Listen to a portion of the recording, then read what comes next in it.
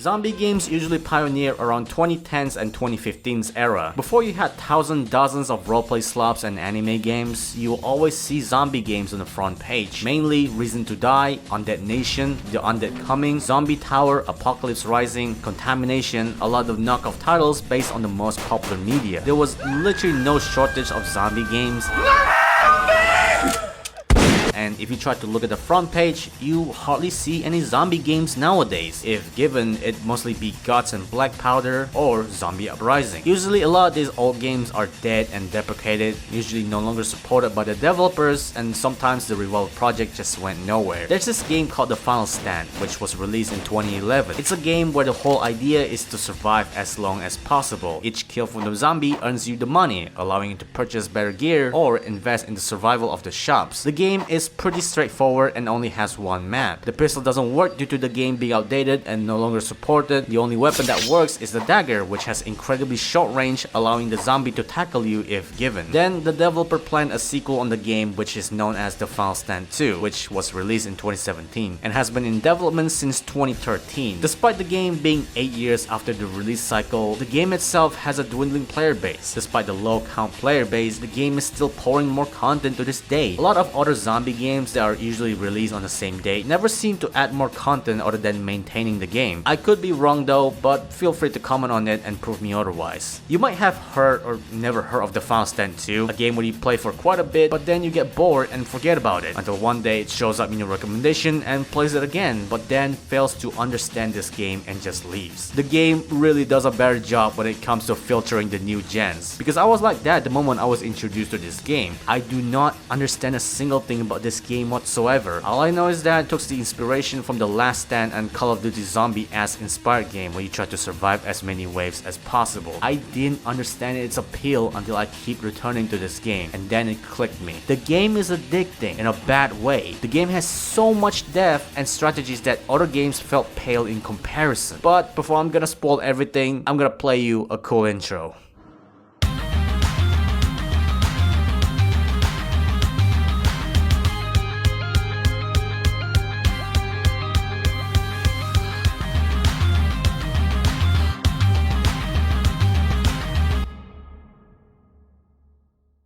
So what the hell is this game about? From the perspective in the intro, you can definitely see that this is just like every generic first-person shooter zombie game. And you'd be right about that. But why is this game specifically? Why did they decide to make an hour-long video on this game? I could have done a lore video about anything else and made a funny meme exposing somebody else. But for some reason, I chose to not do that. This game is just that generic. The gameplay isn't revolutionary. It's just a wave-based survival game where you can survive as long as you can.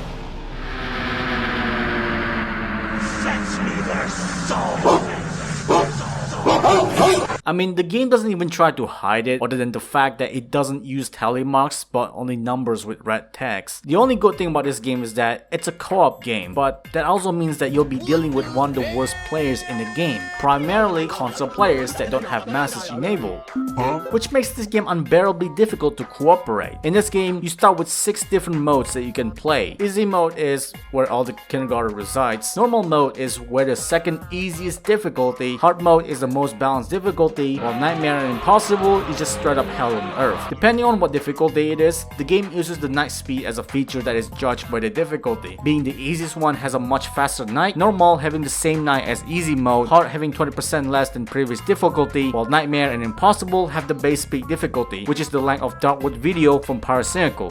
The 3 boys are thrown out of the village like the triple mentions, and they're said to be roaming the woods with the savages. The father dies, either killed by The game starts off with a splash screen with the background having players moving around fending off the Horde. The first thing that you want to do is to click the unlock tabs, in which it opens the perk menu. These are the main ingredients of the game. The perks allow you to become incredibly strong in this game, and they're the sole reason why higher difficulty exists. Having a proper build allows you to shred through zombies and to offset any horde that you'll be facing. Your weapon are the main contributor for the perks, but it doesn't stop there. You can be a literal wall for your player, ensuring you and your teammate increases survivability. You can be a support medic that give bonuses to other players, such as increasing their damage and giving them temporary health. Or you can be an investor and get percentage bonus by the end of wave, supporting your teammate financially. This game is incredibly unorthodox. Why would a zombie game have these insane roles that you can fill in, let alone being a wall? A similar comparison will be Berserker from Killing Floor 2, as where your catcher will mostly use melee and is able to tank as many hits unlike other roles, besides medic of course. Your job as Berserker is the same as the tank in the Final Stand 2, except that in Killing Floor 2, you're supposed to stop any zets from harming your teammates. While in Final Stand 2, you absolutely don't do anything. You can't fight back, you only stand still while the zombie eats your health away, except that you have to avoid stepping on the white puddle of course. So, what should you build in this game? As for my recommendation, I would suggest the crit build.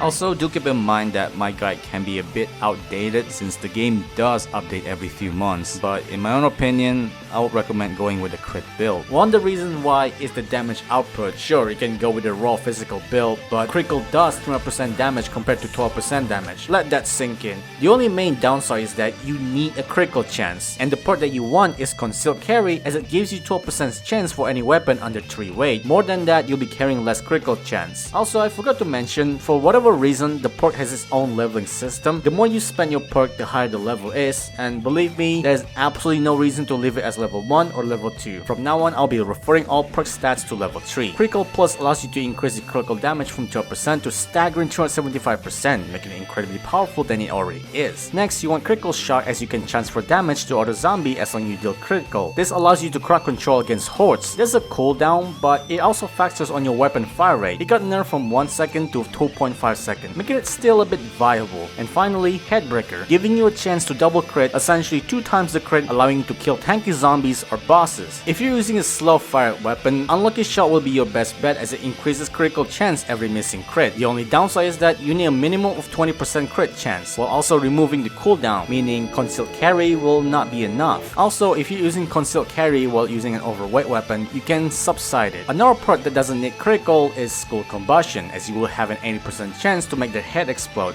Again, incredibly useful for crowd control, especially if you pair it with Critical Shock, as headshot damage does transfer to other zombies. There are other perks that you want to choose, but I would suggest if you absolutely know everything about it. I think that's all the recommended perks to start in the game. I'm not gonna talk about the entire perk in this game. However, I can talk about some perks in the game, giving you more knowledge about it. There are other perks that you want to choose, but I would suggest if you absolutely know everything about it. There are 5 main of perks in the Final Stand 2: Offense, Defense, Utility, Monetary, and Hybrid. Offense perks focus on increasing damage and enhancing your attack abilities. Defense perks prioritize survivability. Utility perks provide supportive benefits. Monetary perks are tied to financial advantages. Hybrid perks offer a mix of all the above, making them versatile but not specialized. There are many ways to build your catcher, but most beginners lean heavily on monetary perks, believing that accumulating money will allow them to dominate the game. However, relying solely on monetary perks has its downsides. Without crowd control or essential abilities, you'll struggle in key situations. For example, in Nightmare Mode at wave 30, it's a pure DPS check. Zombie spawn rates are at their maximum and their health triples. Without adequate damage output and crowd control, survival is impossible. Using the weapons like the minigun alone won't suffice here. You'll need a well-rounded build and strategy. However, there are some builds on the spreadsheet where you can check it out. A lot of it requires a lot of perks, which are obtainable. To progress and unlock additional perk slots, you'll need to meet specific milestones. First 4 slots, these are unlocked as you level up, with the first few available by level 30. 5th slot unlocked by completing wave 30 on hard mode. Note that wave 30 is considered the official completion point for most achievements. 6th slot earned by beating Nightmare Mode. Before attempting this, I recommend grinding career mode to unlock the 12 perk slot. In career mode, your money and weapon progress are safe, so you can grind at your own pace. The optimal strategy for earning 10 million in-game cash will be just using a laser gun or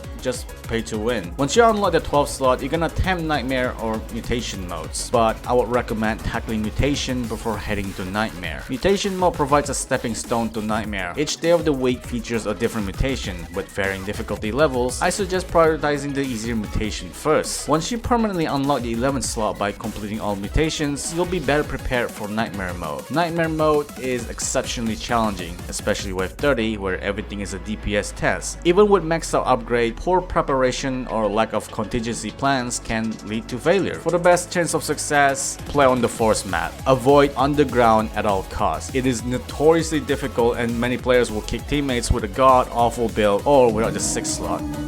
7th slot earned by completing all maps on Nightmare, 8th slot earned by completing all maps on Impossible difficulty. Now, as for Impossible, it is not impossible, but I will heavily recommend that you prestige your own perks before you start tackling this mode as you will be severely underperformed in this difficulty. You do not want to die in this mode. Every roll in this mode is important as death can greatly give your teammate a massive setback, except for the alternate account. Yeah, he can die. 9th slot is achieved by reaching first place on the leaderboard, and which you never reach it in your lifetime. See those repeated usernames? They're the definition of a virgin. 2nd is by ranking in the top 10, which only gives you free trial perk slot, and the final option is by prestiging all 180 perks, which takes about 6 to 7 months of macro grinding. Finally, 10th slot, unlocked by completing all challenges award.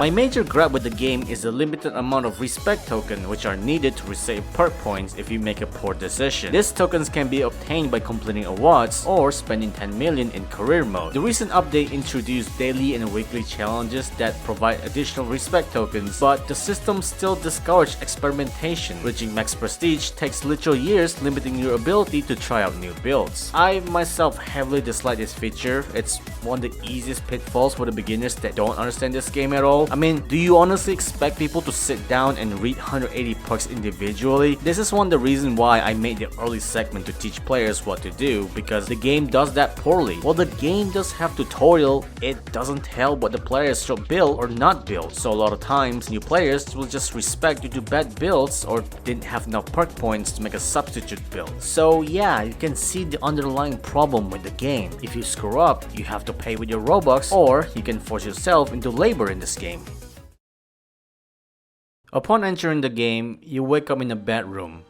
Leaving the bedroom, you can see the arrays of armaments on the shelves being sold on the store. On the counter, you can meet the shopkeeper. He can provide you with some upgrades for the shops, meaning that we, as survivors, just happen to stumble upon the shopkeeper's place in middle of nowhere. The shopkeeper behind the counter greets you by telling you in-game tips. Each shelf has their own set category for the gun: pistol, SMG, shotgun, assault rifle, snipers, and many more. In the early game, you practically have no money to buy anything at all. There's a perk in the game where you can start with a lot of money, which is called piggy bank. It allows you to start with a decent amount of money, with the downside of taking up a slot and the debt. I do not recommend it as it becomes redundant later on. It's recommended for people that absolutely know what they're doing or just strong in general, but you kinda never needed it because you will mostly rely on your DPS build. Now, with nothing to spend on, we can only wait or start early wave to fend off the wave. The gameplay looks very static. It's an intentional design to mimic its early days of Roblox era. The zombie doesn't have animation. The only way they can get you is by gliding towards you. The gun doesn't have animation other than the fact that it spews empty bullets out of the chamber and drops magazine when you reload it, and if you spam a quick reload, you can spam a mountain of magazine out of thin air. You can also melee, just like in COD Zombies. The game is not beating the allegation. Also, I don't recommend melee above hard mode. It's just not that good. The whole point here is trying to survive, holding the final stand against zombies. The zombie spawns out of the hole in the map and spawns indefinitely. There are also different variant type of zombies, and these are what they call common zombies. The white one is a pale zombie. It mostly have default stats and there are no modifiers. The second one is blue zombie. It's mostly fast and has lower health and deals a little less damage. The green one has more health and does more damage, but is the opposite from the blue zombie. The red one is everything increased, with the sight being rare compared to other zombie variants. These are the introduction of the zombies that you will fight in the early waves, and usually they'll be uncommon zombies on day 1 or on higher difficulties, which I will get to later. You get a timer at the bottom right that tells you when the wave ends, and once the wave ends, the sun starts to rise and burn any remaining zombies in the vicinity after 6 AM. Then the zombies stop spawning until the next wave. You get a stats that tells you every night on how you perform. Now, with enough money, you can try to spend on something. Due to the update, you might not want to buy Luger.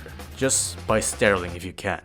Also, never ever upgrade pistol at all. Like seriously, it's a money trap. You might think that you'll be useful by upgrading the pistol, but your strength does not solely come from the gun, but from your perks. Pistol is generally just pretty weak, and I just don't recommend using this other than the first few waves. Even with the unlimited ammo, it's still one of the worst weapons in the game, and you can only reach wave 15 tops by getting carried, and after that you're useless until you bought a new gun. The reason why I call it a money trap is because you can't sell it. Overall, it's a bad investment. As soon as you start a new wave, uncommon zombies will start to appear, which I will talk about now. Depending on which difficulty, the latter will always spawn them as soon as possible. Boomer is a zombie that explodes upon death, dealing damage to whoever is nearby. On further difficulty, upon death also spawns a zombie inside Boomer for some reason. I don't know how, but parasitical reference. Long arm is a zombie that has extended arm. They get increased range, which means if they get stacked on zombies, they can be dangerous if you don't have any crowd control. Again, crit superiority. Also, they're like the fastest zombie ever. Crawler is a zombie that crawls. It's one of the most annoying ones due to the difference between elevation and the fact that you can't see them when you're aiming. On later difficulties, crawlers can jump, and on impossible, they can jump way higher, making them a lot difficult to aim. Toxic is a zombie that releases puddles each time they die. They usually have bright arms to indicate toxic formation. The puddles do heal zombies and will harm humans upon contact. Again, depending on the severity of the difficulty, on impossible, they spread everywhere. Armor is a zombie that wears armor. It reduces damage including explosives. Armor piercing usually does the job, but having higher DPS always does the job better. Flamer is a zombie that spits fire. They work similarly to long arm, except that they can reach you further. The burning effect doesn't really pose a lot of threat as long as you don't run out of ammo. Electric is the counterpart of Flamer. It fires electricity onto players and gear related. You really want to stay away from the zombies. It does a ton of damage while also bypassing your armor and also locking you in a place for a few seconds. This can be bad if you're running from a stack of zombies. Though the electric requires a charge to be able to stun you, meaning that you can take them out as soon as possible. On impossible, it will be charged instantly upon spawn and has longer range. Headless is a zombie with no head. How does he get no head? It's a zombie that was supposed to be on Halloween only, but then Ketchup saw this as a potential for normal gameplay and decided to apply it instead only for Halloween. A lot of players did not like this at all, even suggesting them and outright removing them, as Ketchup just made the game much more harder. So essentially what they do is they ignore the players and head straight to the shop, and if no one was back there to watch over them, it's practically a game over. On later difficulties, Headless will start to produce fire on their feet, and it does an insane amount of damage if you get burned by it, especially on Nightmare or above, which always guarantees death. A lot of players pray that the Headless zombie never comes in the early wave, otherwise a lot of strategies will pretty much render death and sometimes requires a full restart because of it. I can definitely say that the Headless zombie is the most hated zombie among the community. There's an achievement called Marksmanship requiring you to headshot 250 zombies without a single miss. You can definitely guess who you can't headshot in order to beat this achievement. Though you can actually headshot Headless, as crazy as it sounds. There's an upgrade called M82 where you can headshot any zombie as long as you shoot the torso. Despite not getting a head, this still counts towards marksmanship. Slasher is a zombie that has a sword in his hand, similar to Berserker. Slasher deals bleed like any auto damage over time pierce. On higher difficulty, that will ignore your resistance for a brief moment upon contact. And finally, Riot Zombies. They're a recent zombie addition to the game. What Riot Zombie do is holding a riot shield that blocks any bullets, and I don't think penetration works against them, which makes them a bit more dangerous, especially if you're using a crit that relies on headshot. You can shoot their arm, which I always do, and they're much more vulnerable to explosives. Stunning them allows them to let their guard down, making it easier to get a headshot on them. And these are all uncommon zombies that you encounter in the final stand too. Usually they're randomized and have no order. Pro tip, always pay attention to which uncommon zombies spawn, so the teammates will know how to deal with them, especially on higher difficulty, so players that ask for it will know what build they can bring.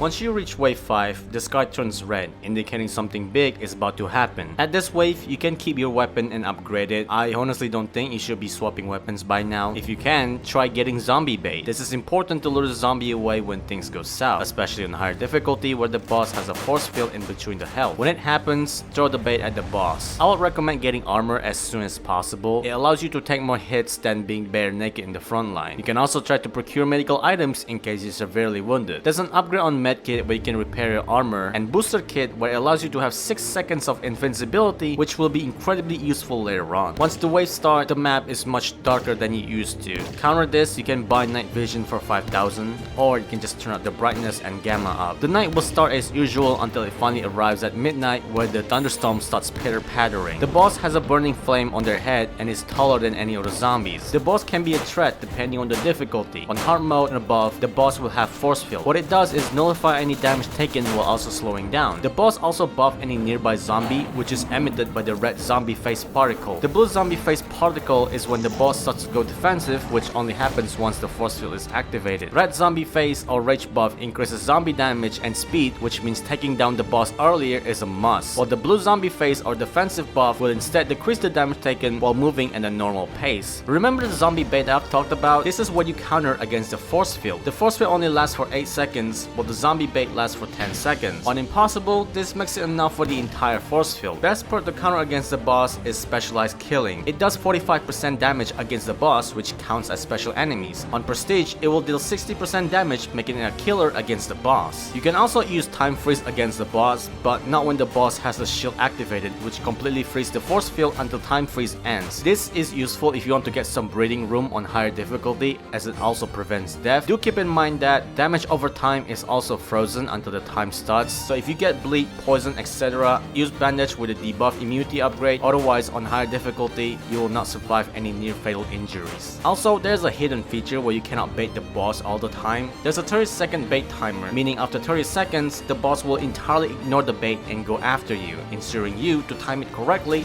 or it will be wasted. However, continuing stalling the boss will instead attack the shop instead of chasing after the player, if given the zombie was alive for 150 seconds, which only happens if you do a pacifist challenge. Once the boss is defeated, the entire wave will be back as usual. There's no spin, there's no nothing. Once the boss is dead, the boss is dead.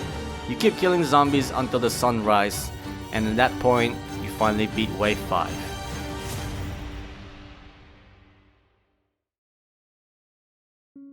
Once you reach wave 6, it should be a breeze here, allowing you to save up more money or get an essential upgrade. In order to do that, you can just run up to the shopkeeper and talk to him, if you somehow forgot. The shopkeeper mostly sells base upgrades and character upgrades. My recommendation will be try saving and getting the invested income. It costs 5,000 per upgrade, but believe me, it's always worth it in the long run, especially on higher difficulty where money gain is reduced. And if you think 5,000 is expensive, there's an upgrade called Contractor, which allows you and your team half the shop price by 25% on level 3. Second thing that I recommend is upgrading ammo boxes. Unless you're comfortable not upgrading it, especially on higher difficulty, that's exactly fine. Upgrading the ammo boxes allows you to refill your ammo much faster. At the start of the game, the ammo boxes take staggeringly long time just to refill your ammo. This can be pretty bad if you're in the middle of the breach. You can also subside it by using Supply Expert, which only works during nighttime. It increases the ammo efficiency while also decreasing the time it takes to refill. So if you want to get back into the fight quickly, Supply Expert will be your go-to. On wave 6, depending on the difficulty, there's really not much aside from more uncommon zombies showing up that I've talked about earlier, so instead of repeating it,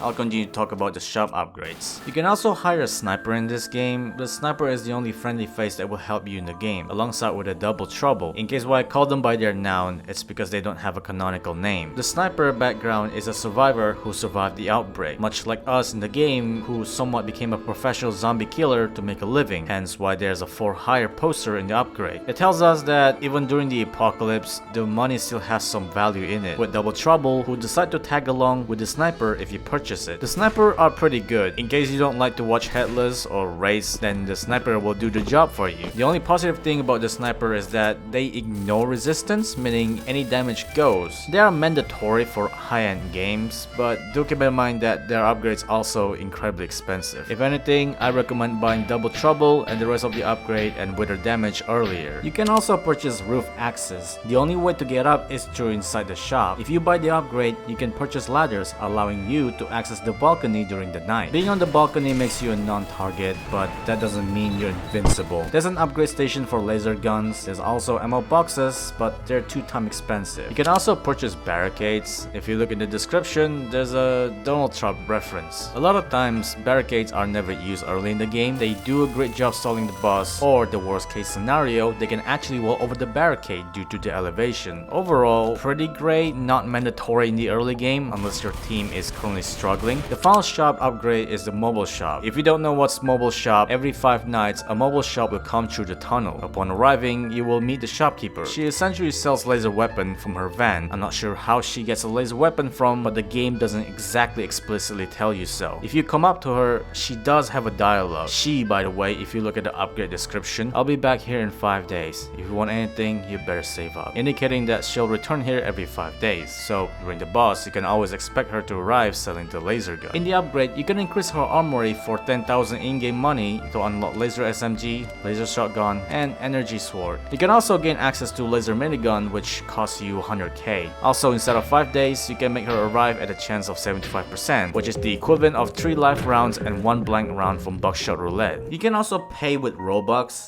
Don't, it's never worth it. And finally, the player upgrade section. Here in the bodybuilding, where you can increase your health, reload speed, stamina, and weight.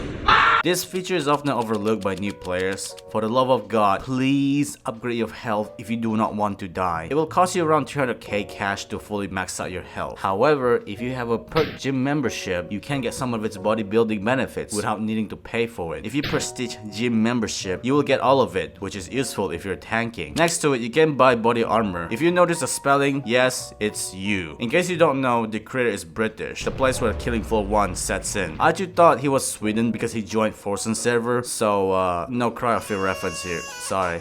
Invisible women out to kill you? Oh, great. You can upgrade the durability and the damage reduction, however, it will lock the utility fast upgrade, which allows you to increase your maximum weight, which is the amount that you can carry. Now that's impressive. Personally, I never use utility vests, they're worthless. They can probably fit like a grenade or Molotov in there.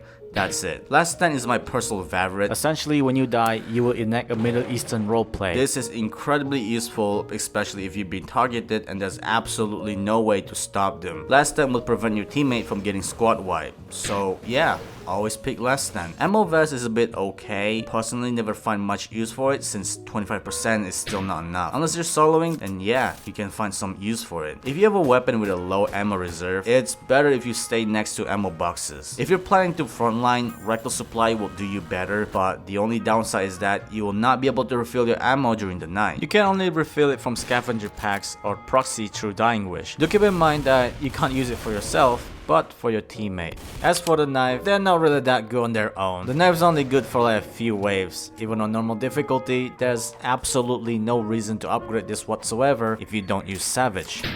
Savage is a perk where you can accumulate non-kill knives and then deal a full wither damage. Wither damage is basically a cumulative damage per wave, like a zombie where every wave their health increases, and wither essentially balance that depending on the percentage. A lot of gear and troubles rely on the wither damage to make them less fall off during endgame, and dealing enemies with wither is...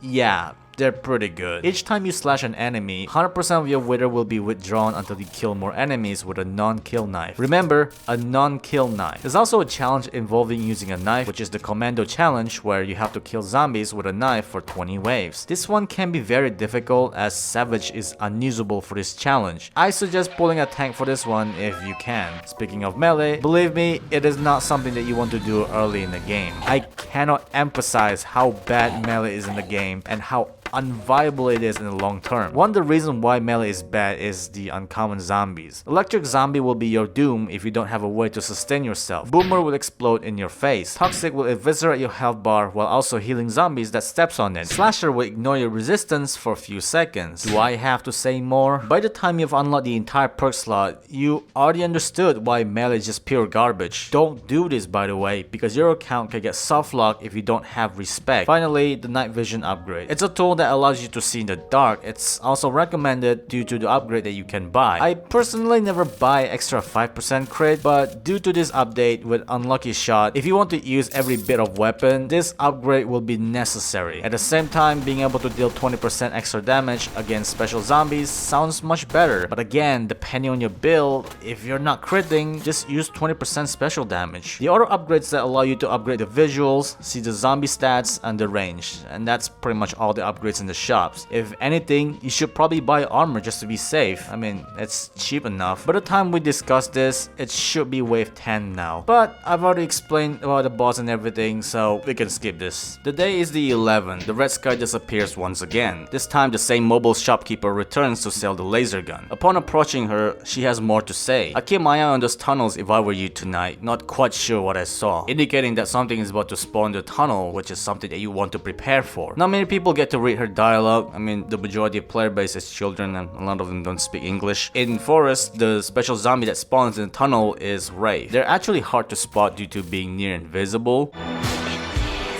and also blend in the dark, but you can spot them easily by equipping night vision goggles while also increasing the spot range if you upgrade the visibility. Generally, night vision goggles are expensive. You can always use motion sensors and spawn camp them while also deal 15% extra damage to them if you have the upgrade. It is a must that someone watch over raids during this time. If anyone looks away from Wraith spawn, you're pretty much screwed on higher difficulty. As boring as it sounds, believe me, having a pro carrying you in this game while you're weak, it's one of the best contribution to the society. The only downside to this is the low money gain. You can equip Shadow Hunter to gain more money from killing special zombies. Survival Contract is also a good alternative, but Shadow Hunter is just better and gives you more money in general. Do keep in mind that your job can be replaced by an AI.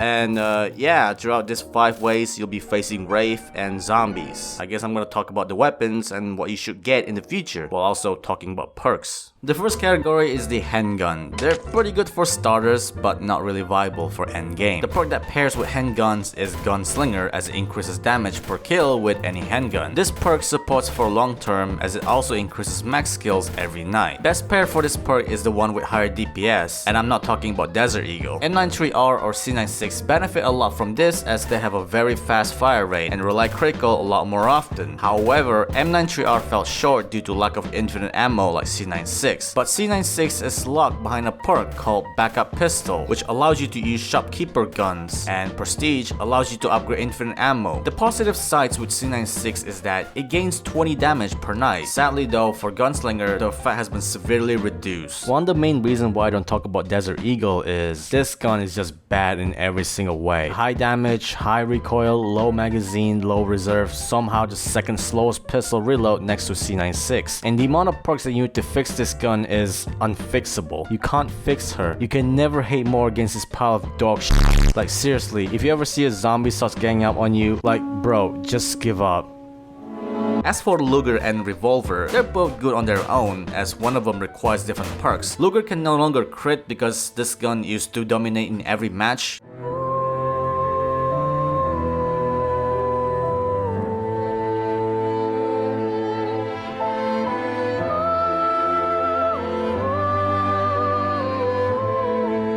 Even on Impossible, which is what you're seeing right now. You can crit with Luger, but do keep in mind that unlucky shots are needed to make this gun critable. Another thing that you want to get is a scope upgrade, which allows you to pair with charge shot, as scope damage will now deal big damage. You can still use charge shot without crit and it will be fine. As for Revolver, the weapon was meant for crit and you'll just be fine.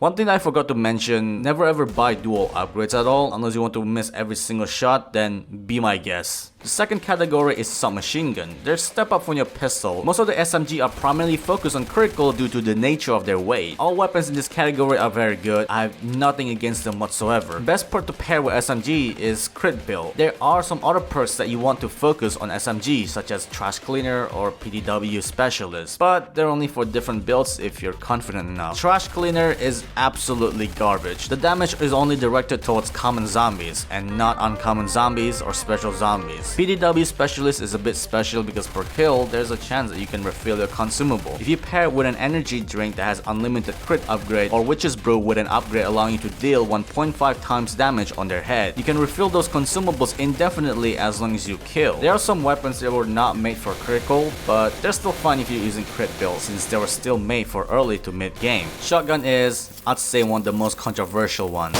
Shotguns are just downright unsafe to use. Even on Nightmare or above, it's one of the weapons that I tend to avoid. Primarily due to how close you have to be to make the guns effective. Pistol, SMG, and rifle are the only weapon where you can fight early without risking yourself. I tried shotgun on Nightmare. Some of the weapons are pretty good during mid-game, like double barrel. During late game, the weapon, even with the most expensive shotgun, begins losing its steam. Even with the right perks, you will struggle against zombies. The range is unjustifiable for what it is. You can try to compensate by using long range. It increases the range of the shotgun without risking yourself. Do keep in mind that the spread will increase the further you shoot. Steady aim also plays a role to reduce the spread. For some reason, if you aim downside, the spread also reduces. Another perk that contributes to shotgun is knockback blast, as it knocks the zombie back alongside increasing the range, similar to long range, albeit barely negligible. Do keep in mind where you're aiming with a knockback blast. You can still crit with shotgun, it's just that most of them are heavy and require weapon hoarder to be able to crit. Shredder also plays a role for shotgun, as per hit increases the damage taken on zombies. Either way, shotgun can be a very fun weapon to use, but again, incredibly dangerous for beginners on higher difficulty, especially the uncommon zombies that I've talked about earlier. For example, V1 from Ultra Kill.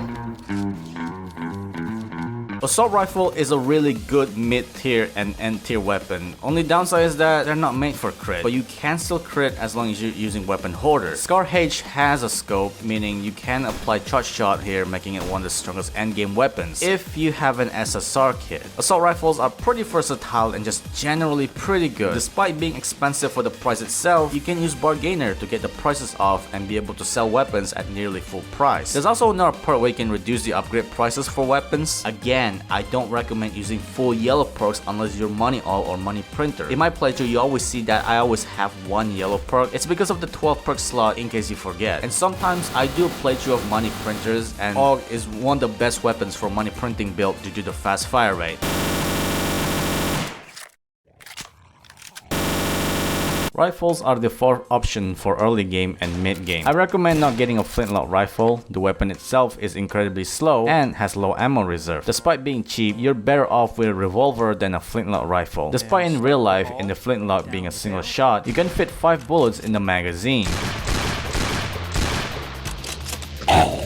The only rifles that you want to use are M1 Garand or DMR. As for intervention and M24, I personally avoid them due to Honor Sniper, Beret M82 completely overshadowing them. There's nothing inherently wrong with using them, but you're pretty much just undermining yourself if you don't use M82. You can use them as substitutes in case things do get dire and you need a lot of firepower. If anything, once you save up enough money, you can sell the DMR and head straight towards M82. I've talked about melee before and why they're not good. If you still insist on using melee, then I will help you.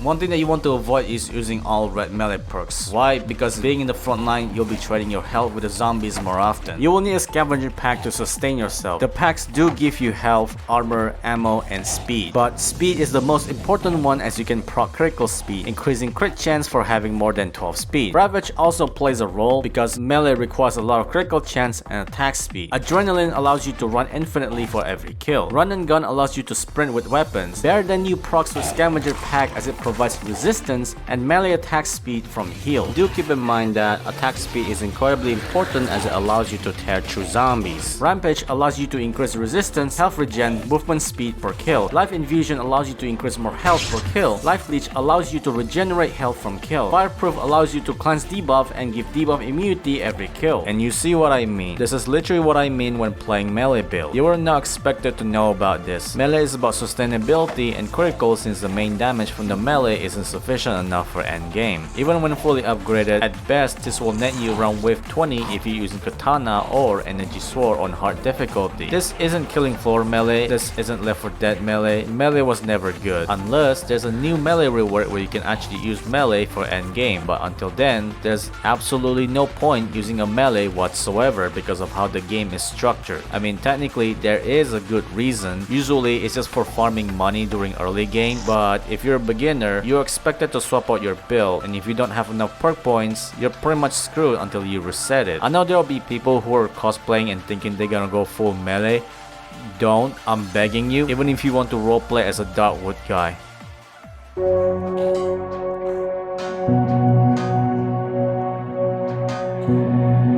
I'm not the launcher guy myself, I don't even do launcher builds. It's one of the most common weapons that noobs gravitate to, due to primarily having the number high equals good. I'd say some of the launchers are okay. Most of the people that I've played with that have launcher builds never use launchers early. They usually start out with any early weapons, and then when the time is right, they can immediately swap out to RPG or M32. One of the main reasons is because launchers don't really get a lot of money in the early game, not to mention that they're sinking ammo. I know launchers are supposed to be AoE. In the early game, when you have so many players shooting zombies, it leaves launchers little to no need for crowd control, and because of low ammo reserve, your ammo runs dry pretty quickly just from measly kills. If anything, launchers are meant for mid-game, not early game. Unless you're soloing, maybe there's some use to it, but it's better if you farm more money than buying launchers earlier. As for the perks, I recommend cluster bombs since it's essentially more explosive upon explosive. Danger close is a bit of a miss though, since you can blow yourself.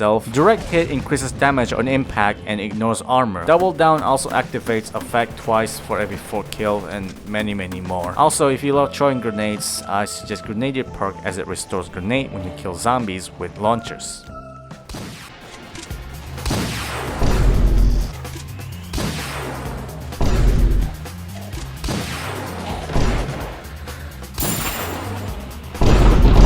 And finally, heavy weapons. Quick story, there was a kid that kept bragging about how RPK is better, even to the point where the kid says RPK is better than laser shotgun. I really thought the kid was trolling. When I checked his level and his perks, the kid hasn't beaten hard mode or nightmare mode. So I kept assuming that the kid was just trolling. As I continued to talk about the meta, the kid kept bragging about RPK, Nightmare Wave 30, RPK, Impossible Wave 30, RPK. So I sat there and realized the kid wasn't trolling. He's actually genuine about this, and so I gave him a challenge to prove me wrong. If he reaches wave 30 on Nightmare using RPK, then I will be wrong and say RPK is better than everything. I put this kid account on my bookmark to see if he was able to complete wave 30 Nightmare. Unfortunately, the guy hit his badge. Believe me, this was the time before he hit his badge. A few months later, when I checked his account, he was able to beat wave 20 Nightmare, but he wasn't able to beat wave 30 Nightmare. And ever since then, I never saw him returning to this game ever again. You can safely say that I felt vindicated and was right about everything. Also, if you're watching this, the challenge is already void. Anyway, as for RPK, it's a solid jump for early heavy weapons. If you want alternative AR and want something mid-tier, though not made for endgame. The rest of the weapon are meant for endgame, but due to their weight, the weapon feels like it's not made for crit. But do keep in mind, having faster fire rate means you get to crit a lot, and of course, weapon hoarder always helps, especially minigun, another weapon where noobs usually gravitate to. The last thing that you want is a full squad of minigun that relies on ammo boxes, because this monster can suck ammo boxes dry, and that is literally what you want to avoid. For the minigun itself, you need greater focus due to the spread and accuracy. It allows you to accurately fire from distance at a cost of damage. This also applies to every akimbo weapon or weapon that cannot aim. You can also use minigun and live off-grid without the need for ammo boxes. For that, you need midnight recharge and reckless supply. Every midnight, you recharge 30% of your ammo. With your minigun ammo reserve maxed out, you get 6,000 ammo per night out of 20k reserves. With this, you can no longer ever need ammo boxes ever again. To finish off talking about the weapons and stuff, let's finish off with gear and consumables. Gear is mostly for people that are allergic to guns. Yes, you can beat the game without using guns. Even there's an achievement for it too. The best perk for the gear is tower defense, as it increases the longevity of your equipment, such as increasing the times the landmine will explode. Sentry ammo, burning duration, durability. This also affects zombie bait, as it increases the bait timer without saying it. Another one is lightning charge, which are essentially the refills of your equipment that you'll get it at the end of wave. See this yellow bar? It fills out once the wave ends. Although if you have maxed out equipment, the yellow bar will remain. For non-gears, I recommend getting motion sensors for obvious reasons. Another thing that you want to get is floodlight and the UV upgrade, allowing the zombie to take more damage by 10%. This is necessary for endgame. And finally, consumables. These are the healing items that are tucked away next to the shop upgrades. These items do provide buff such as critical and immunity, which I've talked about earlier. Don't forget though, since it's incredibly important, perks such as Technician allows you to carry more equipment, not limited to throwables and consumables. By the time I've finished talking about weapons and more perks, we should be on wave 16. This is the third time the mobile shopkeeper arrived, and she also provided a new dialogue. Their strength have been speeding up exponentially recently. You might need some more firepower. She's basically hinting that the zombies do get stronger over time, which they always have to, and you might not realize that killing zombies zombies no longer takes a few shots anymore. Not only that, the zombies do actually mutate, but it's their deformities, enhanced physical or intellect. Who knows what's coming when there'll be a day where it'll be impossible to defend against them. Also, I forgot that she sells laser weapons.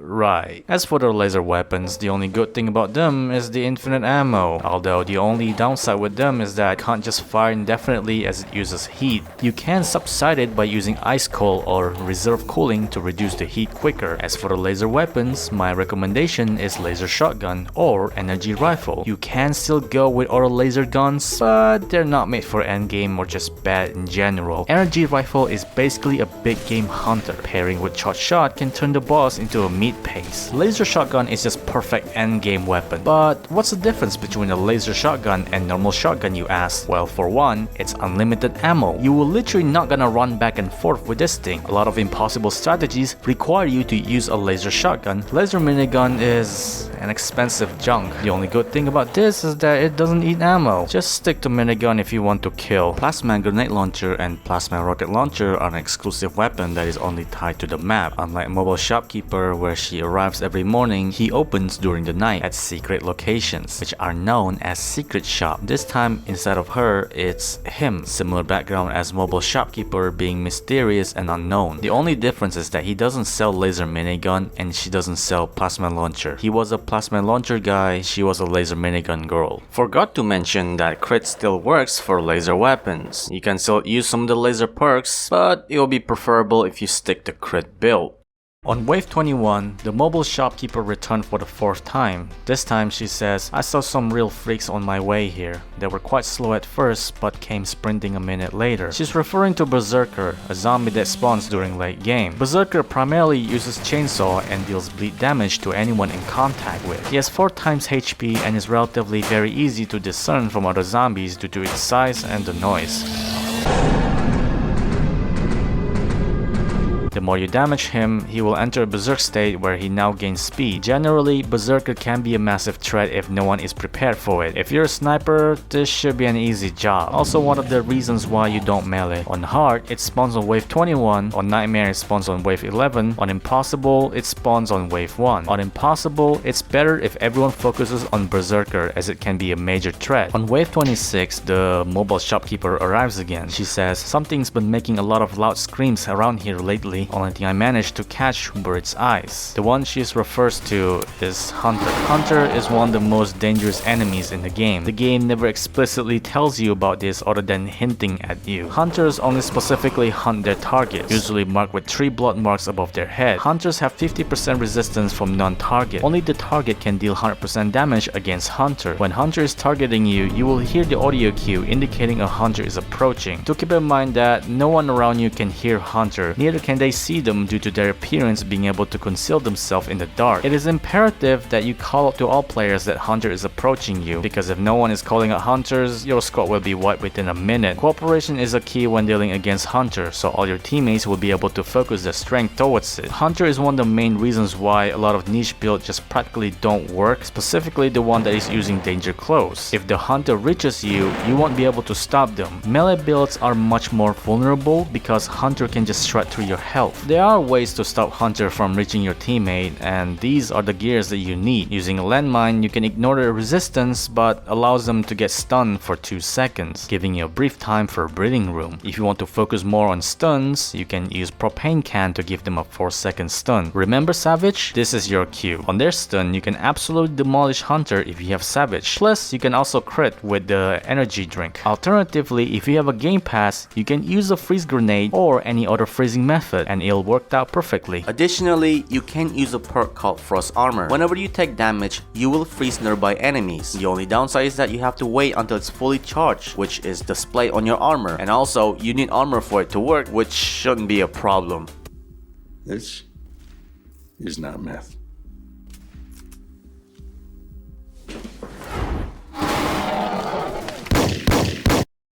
Now, it's Wave 30, the official final wave of the Final Stand 2. Though the game is actually endless, the game does give you achievement for reaching Wave 30, which means it really is the final time that you'll be surviving. Wave 30 is one of the longest nights in the game. It'll take you around 7 minutes and half, a lot less on previous difficulty. On Nightmare or Impossible, Wave 30 is not to be underestimated because the zombies here are extremely tanky, and a single mistake or bad RNG can ruin your entire run. You should know what you should be having by now.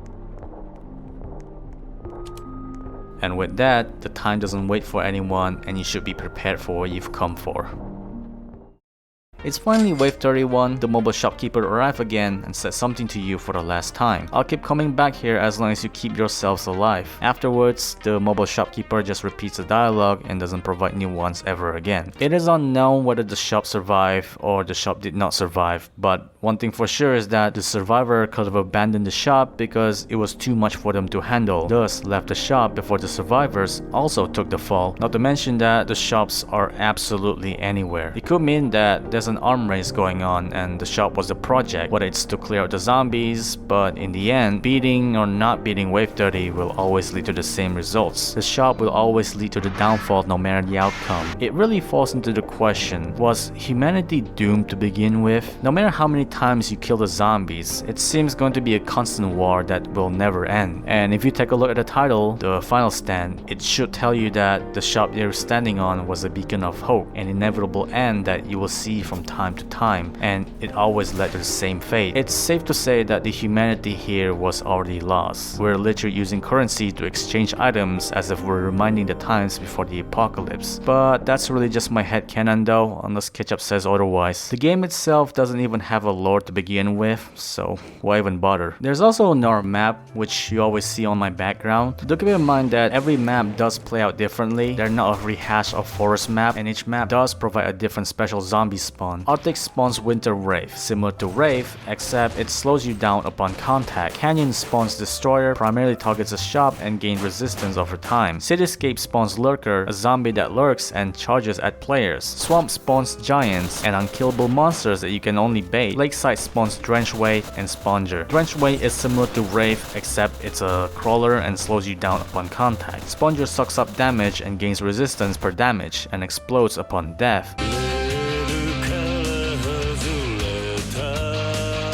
Underground spawns Miner, a zombie with a dynamite on their hand and also spawns 2 waves earlier. Subway spawns Annihilator, I guess we're doing robots now. It promptly targets a shot until you damage enough to target the player. Excavation spawns Sniper, turning it into a JFK rally. There are 2 variants of the Sniper. The green one targets the closest one and the red one targets the furthest one. Do keep in mind that some maps do spawn more specials, such as Underground, but it also spawns Wraith and Destroyer, which makes the map even more hell than it needed to. And now, after we talked about the game, we now talk about the grind. Grinding in the Final Stand 2 is one of the worst aspects in the game, weakest even. The only way to get XP is by killing zombies, surviving a wave, daily or weekly challenges. It doesn't seem so bad, right?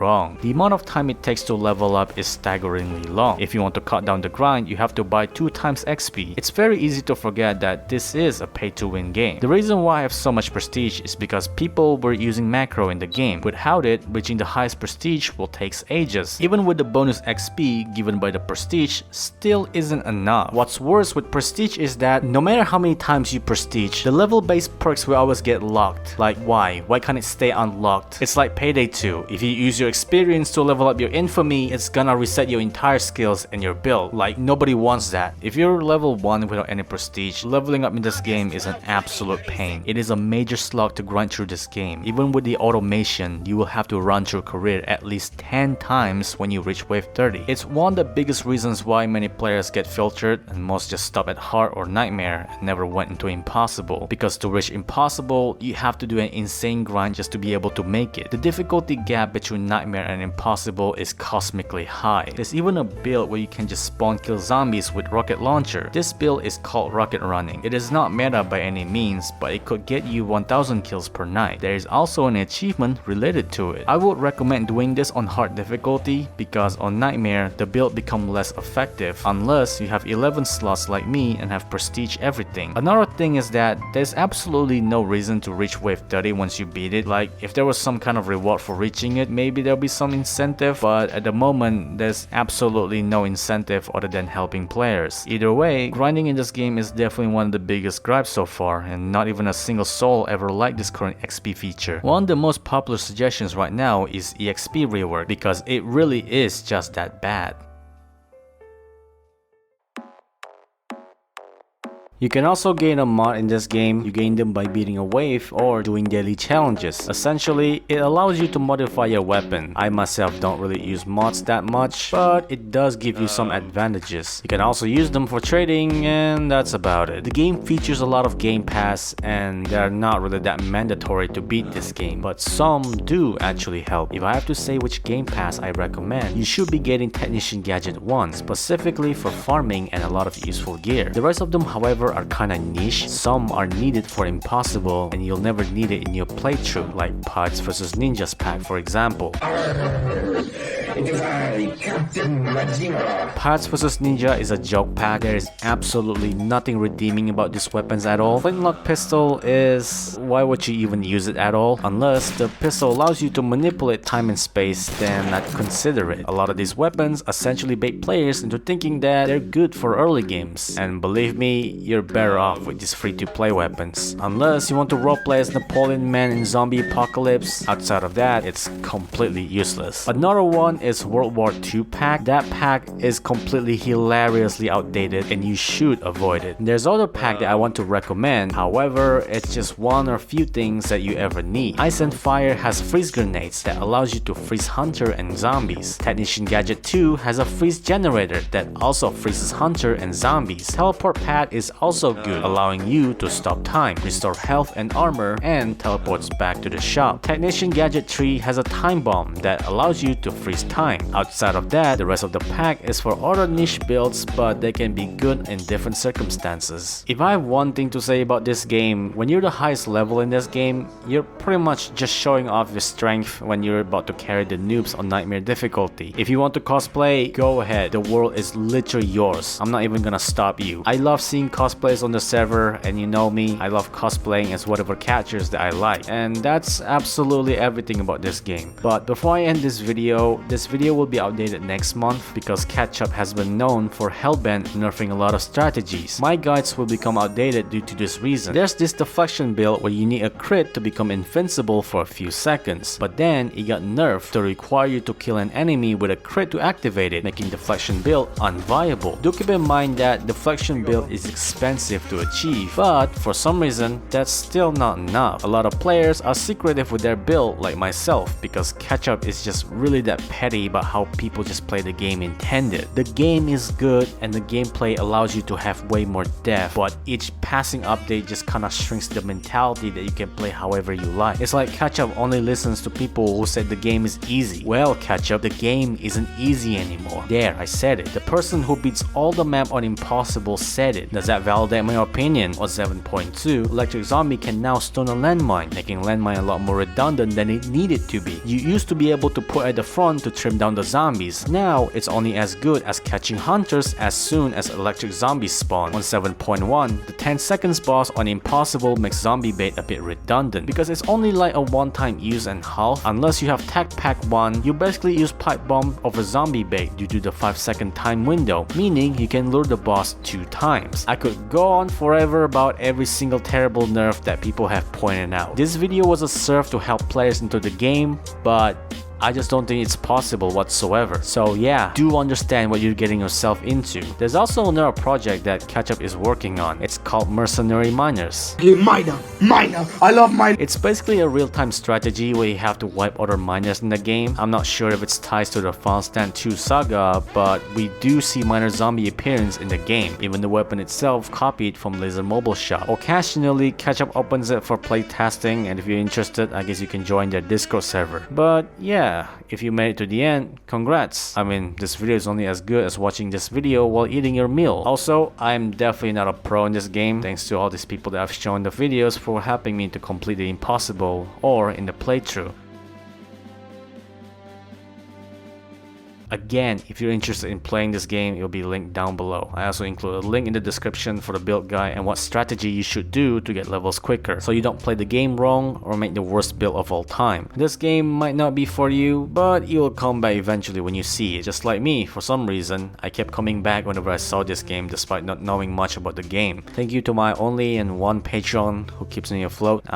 Thank you. Before I end this video, the game got updated. Okay, so let's make this quick. I'm at my mental fatigue. There's a map called Origin. It's a lot smaller. It's the only map that doesn't have specials like other maps, except Berserker and Hunter. Now Zombie Cult Guardian, which heals other zombies, similarly to what Toxic does. New secret weapon in Origin, which are Alpha Energy Rifle and Alpha Energy Sword. And that is the entire of it. Alright, see you guys in the next video. I know people are gonna complain that, ooh, where's Dead Rails? Where's Dead Rails? This video was made before Dead Rails became a thing, so okay. Yeah, I know what other people are gonna say. I think the game is pretty fun, so yeah, that's my review.